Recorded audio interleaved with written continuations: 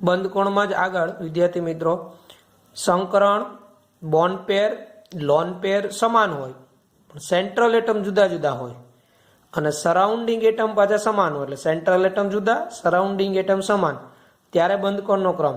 જેમ કે ammonia, PH3, ASH3, SbH3, એવું જ H2O, H2S, H2SE, H2T. તો આમાં મધ્યસ્થીનું કદ વધતું જાય એમ બંધ કોણ ઘટતો જાય.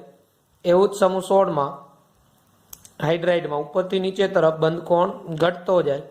એનું રીઝન આપણે એક આ રીતે સમજાવવામાં આવેલું છે કે મધ્યસ્થી પરમાણુથી બોન્ડ પેર